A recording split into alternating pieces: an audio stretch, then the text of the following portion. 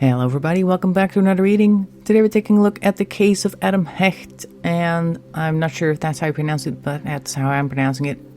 Now, Adam was the son of a famous movie director, Harold Hecht Sr., and he was 23 years old when he went out for breakfast with his brother Harold Jr. at a local restaurant, where he encountered a homeless man named Tony. A few minutes after they arrived for breakfast, Adam left the table and went to speak to this homeless man for a while. And when Harold asked Adam what he was talking to the man about, he actually didn't answer. Though when they left the restaurant later, Harold saw Adam talking to them again. And Adam liked this Tony so much that he invited him to move in with him. Now, a few days later, they brought Tony to visit his mother, Martine, and she was somewhat frightened of him, it says here, because she did not understand why Adam brought him in the first place, and she was especially confused when Tony began to wave his hands over his food as if he were blessing it. That could be any reason why they would do that, but okay, it could be that that's part of a religious thing. Anyway, the family did not approve of their friendship, and thinking Tony was a bad influence on him, and sure enough, both of them actually went to Skid Row regularly, which is known as a fairly risky homeless area in downtown Los Angeles, where Adam apparently even burned his hand badly once during one outing with Tony as they performed a special ritual together. Doesn't really say what type of ritual that was. In any case, on June 10th, 1989, his brother Harold arrived at Adam's apartment because he hadn't heard from him in a few days. And Tony was there, but he said that he didn't know where Adam was, nor when he would be back. And a few days later, his mother Martine also went to look and was scared off by Tony because Tony tried to kiss her and he told her that he was her son. After that, Adam's family quickly reported Adam missing and had Tony evicted. Now, Tony was actually investigated but cleared of any wrongdoing. Adam's car was found abandoned on a Beverly Hills street 1 month after he vanished, and there were also numerous parking tickets on the windshield which indicated that it had been there for some time. Inside the car, the investigators found that the keys were still in the ignition, his wallet and jacket were also there, however no other traces of him were found. Still, Adam's family insisted that he disappeared unwillingly, but the authorities countered with the argument that there was no evidence to suggest anything but a voluntary disappearance. 1 year after Adam's disappearance, Harold ran into Tony on the streets and asked if he knew what happened to Adam, but he cryptically answered by saying that if he stayed on the streets long enough, he would find his answer. And as far as I'm aware, Adam is still missing, and there's no suspects in the case. I read somewhere that Harold found Tony again recently in 2019 and asked him again. Tony didn't have any more answers, but he seemed sincere when he said that he had no idea where Adam was and that he had no involvement in the case. So the only person who could know anything doesn't know anything, and everybody else is just grasping for straws at this point. The fact that his car was still sitting there with the keys in the ignition with his coat and his wallet is a bit strange, obviously. But also, like, if he needed to leave in a hurry, wouldn't he have grabbed his coat at the very least? Also, the area that the car was found, Beverly Hills, is not a very poor location. As far as I'm aware, Beverly Hills, even back then, was a fairly affluent area. Provided that Adam actually drove his car there, he maybe went to meet somebody? Nobody knows. It doesn't say anything about Tony having anything that he was trying to run from or any other type of problems that are known. So as per usual, there isn't much information on this case or any idea where he went. So I was asked to do a reading on this case, and we're going to do that starting with the Urban Tarot deck, which is currently on the table. And for any further questions, moving on to the Deviant Moon deck, which is this one.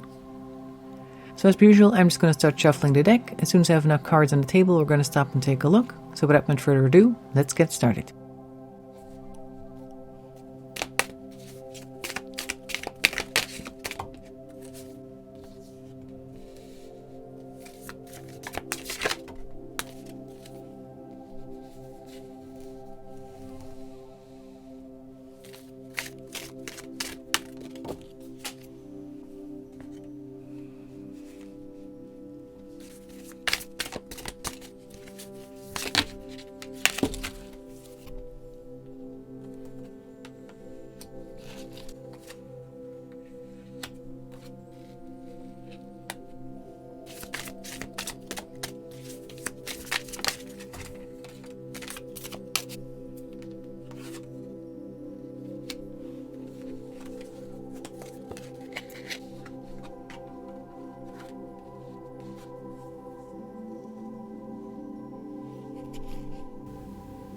Okay, so we've got the Two of Pentacles in reverse, followed by the Magician and the Seven of Wands, or the Mage as it's called in this deck.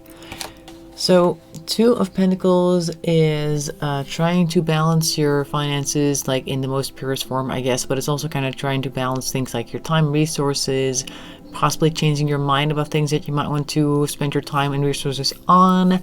But in this case, it's in reverse, so either they had a plan that didn't quite pan out, or it was something that they kind of knew wasn't quite well thought out, but they went ahead with it anyway, because we have here the Mage or the Magician, whichever you want to call it, and they seem to be well prepared, or at the very least they've got these plans that they feel like they're going to be on top of.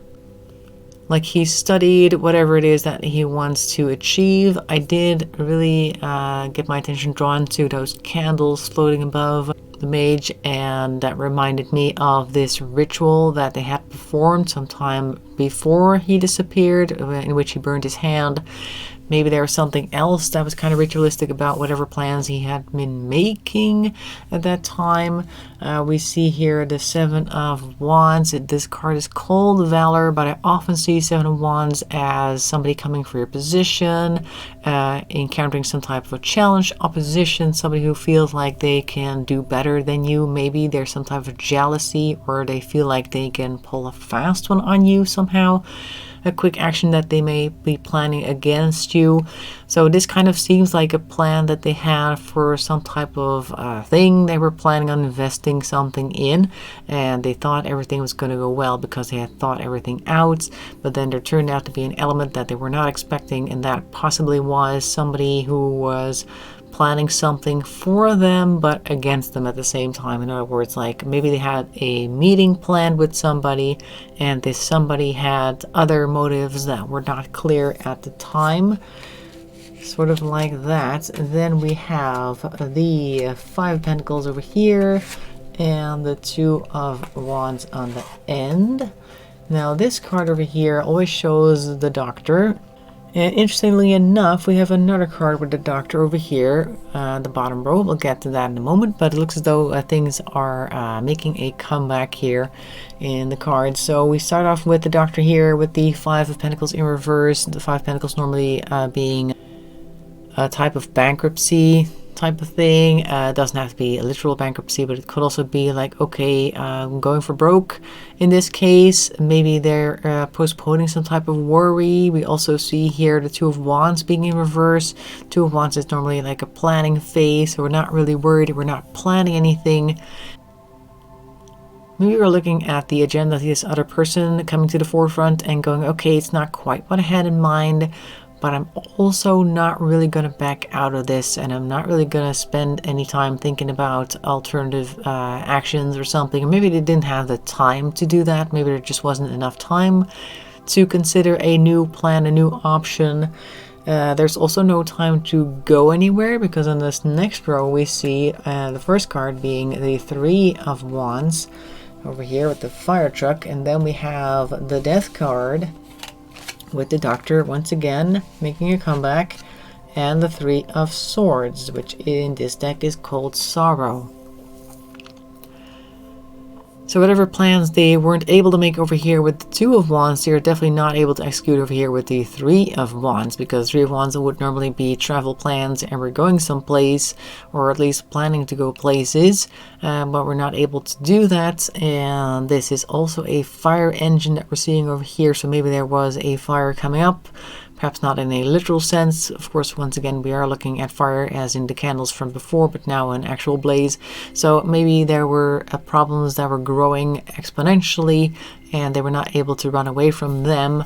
Death over here is a card that is showing a change that they probably were not happy with. Now, normally change is difficult, but I think this is a bit further than a tower moment for Adam, because the next card that we see is the Three of Swords, cold sorrow, like I said, but in this case the Three of Swords is also showing a very bloody scene, and these cards combined, particularly with the top row that we already saw over there, suggests that this may have been a deal gone wrong, and wrong in the sense that somebody may have come out of the shadows that they were not expecting. So a third person suddenly popped out of nowhere, which was probably part of the Seven of Wands over there, that plan, and really messed up his evening or whatever time it was by the looks of things. So this kind of seems like he had a meeting with somebody. He thought he knew what the meeting was going to be about. He thought he knew what the outcome was going to be. He arrives, things are different, and then they are so much different so that it's even very life-changing. And this other person that comes out of the woodworks does not have positive intentions for him.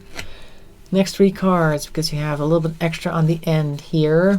Also messing up this line over here. It's starting to get a bit messy. There we go. Right, so we start off over here with the Ten of Wands in reverse, called Oppression. Normally the Ten of Wands would be the time where you cast off something that you've been carrying with you for some time. If you remember the cards from the original Rider-Waite, it's a person carrying a whole bundle of sticks on their back, and there's like a town in the near distance that they are probably headed towards, so the end of their troubles is in sight.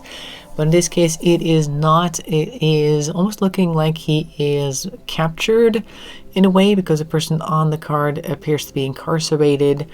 Now, like I said before with this card, maybe they're heading out, like maybe they're walking out of jail for the last time, who knows, but it kind of looks like they were on their way in, because the next card we have here is the Hermit, and this Hermit appears to be a homeless person and possibly addicted to something.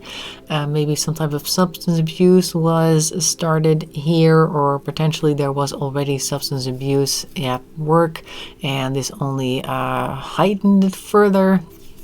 And then the last card here on the end is the Hierophant in reverse. So maybe we're avoiding some type of authority figure, or some type of person was there who seemed like an authority figure, but they had the wrong intentions. This could be somebody who got them hooked on whatever this may be. So it kind of looks like they had an encounter, and maybe that went very wrong, and that went wrong in the sense that they gained a new, I almost want to say addiction. Maybe some new substance entered his life, and that ended up being a whole new experience right here with the Death card. Like if I were to put it in more concrete example terms, like he may have been going out to get an ounce of a certain substance that is legal in some places and others not, and then instead he ended up getting hooked on something that is probably illegal in most places, and that caused a lot more damage. There's a couple of things that come to mind, some that start with an M and some that start with a C.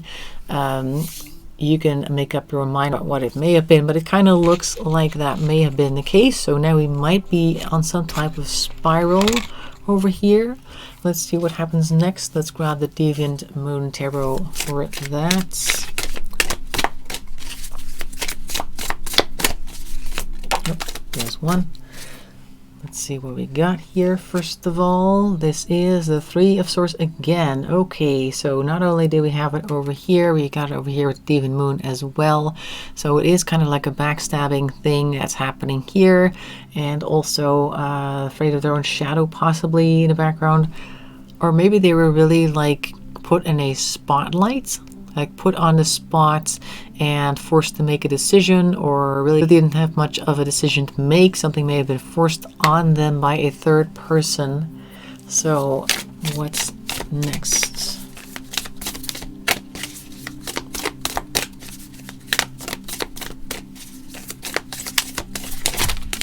We'll stack down here. Now, some people make comments about how weirdly I'm shuffling the cards, so just as an aside, I'm shuffling them extra loosely so that they have a better chance of falling. So in case you're wondering why it looks so strange, that is why. If I were to really get a tight grip on them, then probably nothing would fall. Anyway, let's take a look what else we need from this little stack right here. Those two. Okay. Knight of Cups And Judgment in reverse. So we are focusing on ourselves mostly at this point, and Judgment is postponed or at least avoided somehow. This does look like the result of being on something stronger, possibly also going down a spiral as well. If you look at the tail of this knight, it also goes in a bit of a spiral with a barb on the end. Like there's a thing there at the bottom of the spiral that kind of keeps you hooked, literally. That's what's coming to mind right now anyway.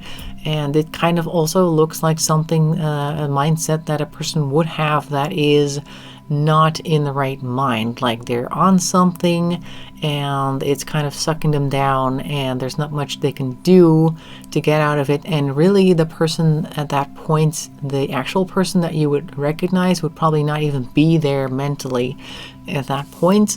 And they may also be aware of this themselves at some level because Judgment is being avoided. So possibly they are hiding away somewhere, hoping not to be seen by anybody who might recognize them like that type of thing.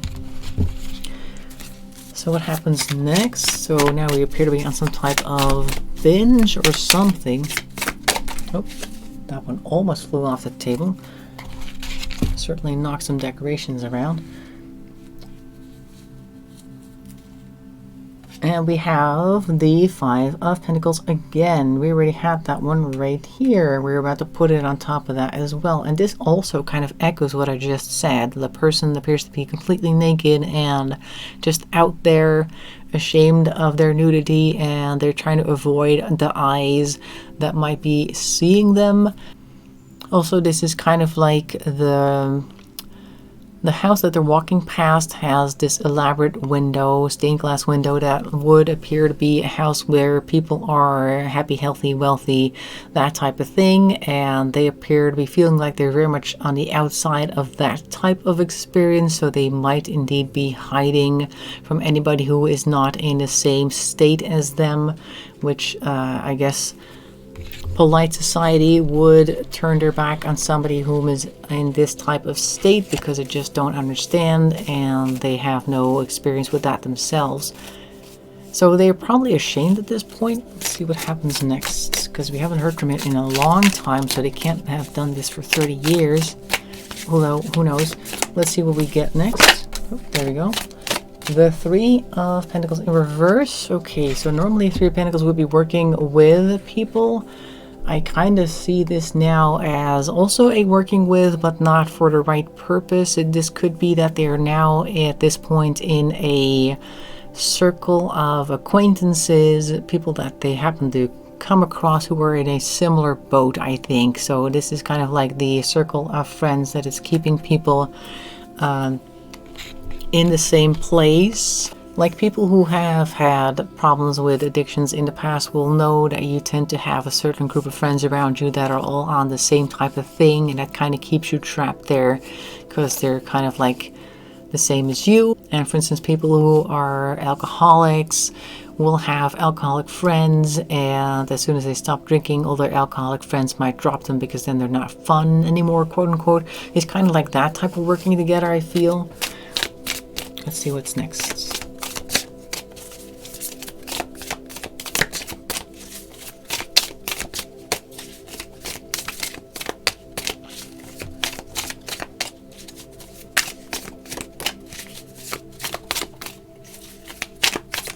Oop. A whole bunch fell on the floor. Okay, so the first one that we picked up is the Three of Cups in reverse, which is very similar to what I was just saying. There's people there that they're partying with, that they're hanging out with, that are not a great influence, and they're all kind of trapped in the same thing. As you can see, they're all trapped by this one fish, even though they are partying and I guess ignoring the problem, possibly. Let's see what else we've got. Got quite a little stack here. And when they fall face up like this, that means I'm going to grab them. So we have here the Two of Cups. Alright, so we're still subscribing to some type of joined mindset. Although, I guess if we follow the rest of the cards, it's not a mindset that they want to have. They may also be struggling with it, because the Two of Cups is in reverse, so I feel like even though they are kind of signed up with it, it's similar to what I was just saying. They might want to leave this group, but they also know that if they were to stop doing the same thing that everybody else is doing, that they would be dropped and out on their own. Possibly that is something that they want to avoid.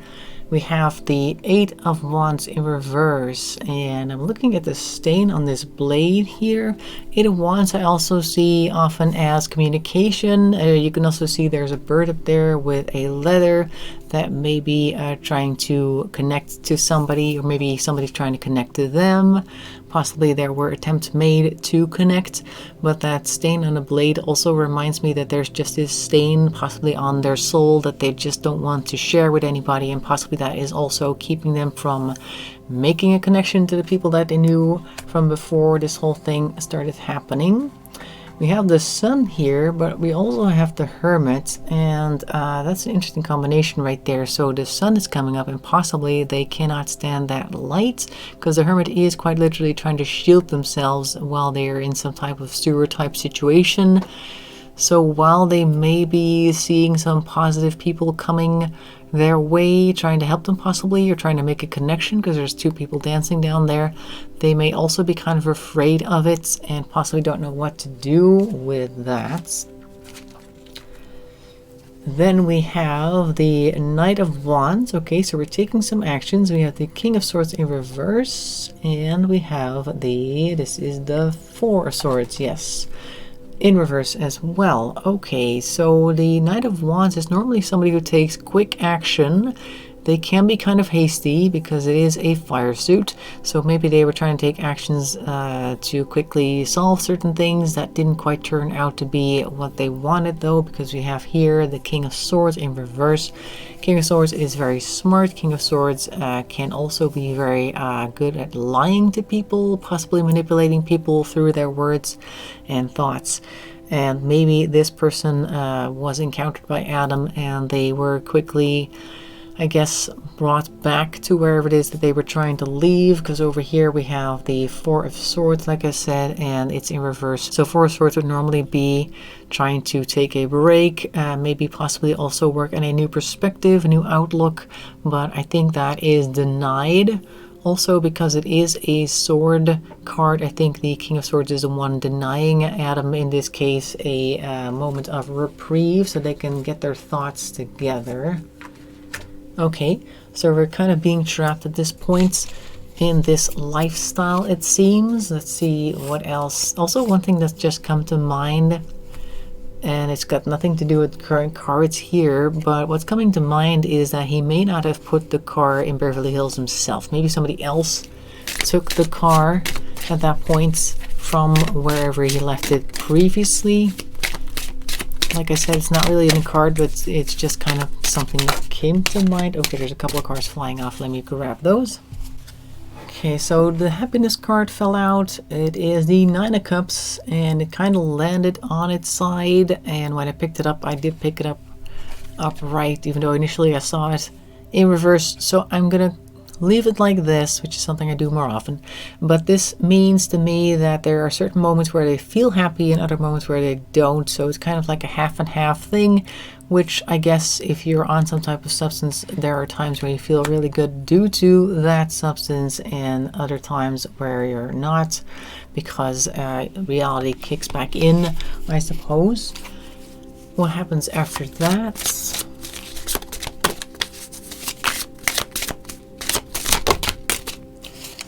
Okay, we have quite a little stack here as well. I'm gonna take a look here. We have the Eight of Pentacles, called Prudence. It's normally a focus card. We have the Four of Pentacles in reverse, so we're not spending too wisely. And we have the Six of Wands in reverse, called Victory. So I guess in this case, not victory at all. Okay, so Eight of Pentacles being in reverse means to me that he's not very careful, but he's also not very careful with his spending. And then we are looking at the Six of Wands in reverse, so that says to me that he was not careful with the I guess the actions that he was taking. At this point he may not have been able to do that, and this combined with these other two cards kind of says to me that maybe he lost whatever he was battling against, because victory is in reverse. And maybe, although he may have tried to kick the habit, it looks like they kept falling into that trap. And once again, the Four of Pentacles is showing like an imbalance in their spending, so possibly they kept falling in this trap of going back to it and not able to work their way out with the Eight of Pentacles in reverse, and ultimately losing that battle with what I'm thinking is an addiction. Looks like it anyway. So I'm thinking that we're not going to see him live based on these cards. Obviously, we don't know for sure, but it kind of looks like he may have lost that. Are we ever going to find anything of Adam? Are we ever going to see any physical evidence?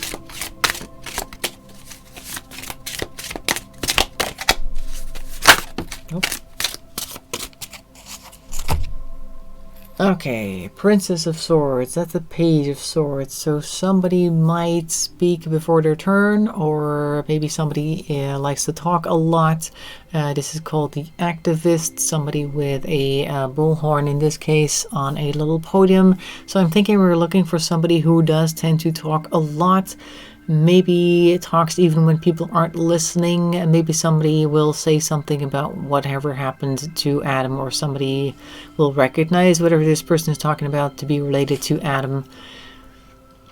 In any case, I think somebody is going to talk, and even though they might not necessarily know Adam, they might actually say something that somebody else will hear and go, hey, wait, that might be related to that guy that went missing in '89, something like that. So I'm thinking we're looking for somebody who tends to talk a lot.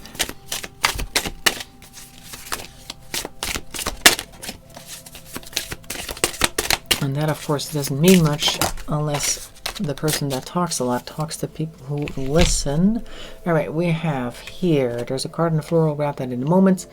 The Emperor. Okay, so somebody whom is some type of protective figure might hear this. Maybe this person is talking to law enforcement, because we do see this emblem up there. It's more of a politician's thing. Maybe somebody who is listening. Maybe somebody is brought into a police station and they just start talking about stuff that they've experienced. Maybe somebody has been brought in for something completely different, but because they won't stop talking, they also eventually start talking about what happened to Adam, or they may have some leads, and this Emperor is listening.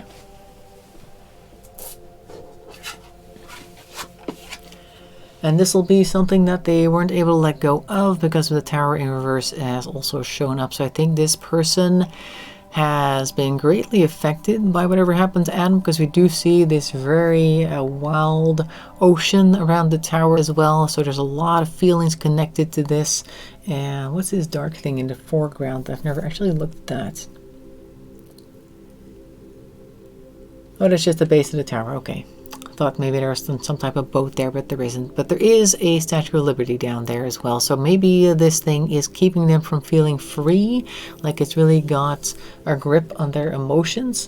So this person was very much affected, possibly by what happened to Adam, and actually wants to share it at some point. They may have carried it with them the entire time. And so now they're finally, wouldn't necessarily say confessing, but at the very least they're talking about it to get it off their chest.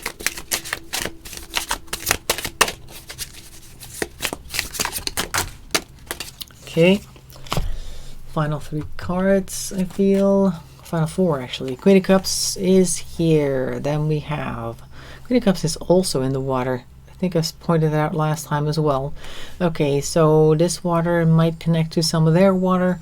We have the Three of Cups again, and then the 10 of Cups as well, and the Six of Pentacles in reverse. Okay, so not much charity is given, but it looks as though maybe this Emperor is kind of connected to the Queen of Cups, or they are the same person, because if you look at the cards over here, even though one is male, one is female, they kind of look similar, these two. Let me just bring that a little closer.